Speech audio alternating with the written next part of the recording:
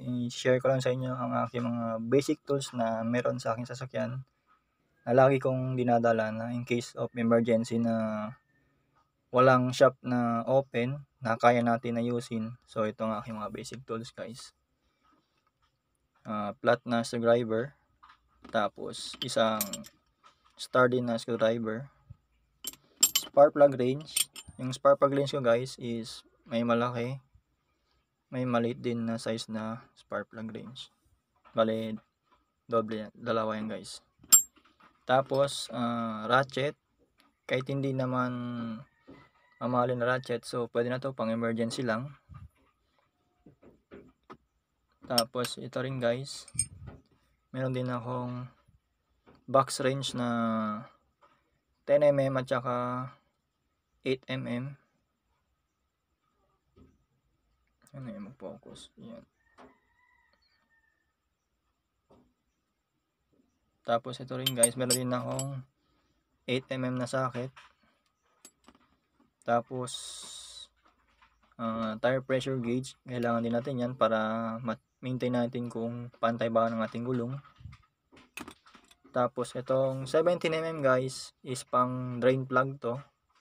So paminsan guys, pag nagto-travel tayo ng mula Manila, Batangas, Visayas, Mindanao, so kung kailangan natin mag-change oil, due na ng ating change oil, so kaya natin mag-change oil na tayo lang, maghanap lang tayo ng gas station na doon tayo mag-change oil, at magdala lang tayo ng pangsalin. Tapos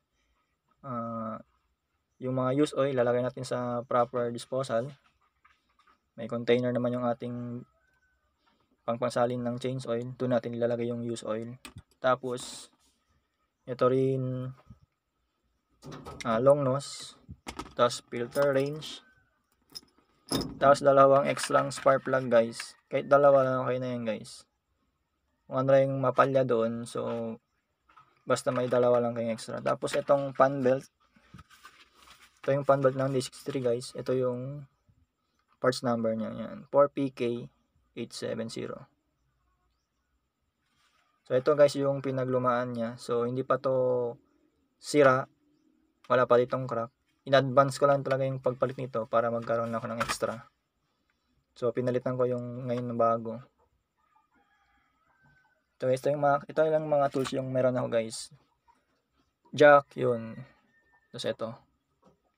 Ito guys, mga basic lang para in case na masira ang sa daan, walang open na vulcanizing ba or shop dyan. So at least may tools kayo na pang-open nyo.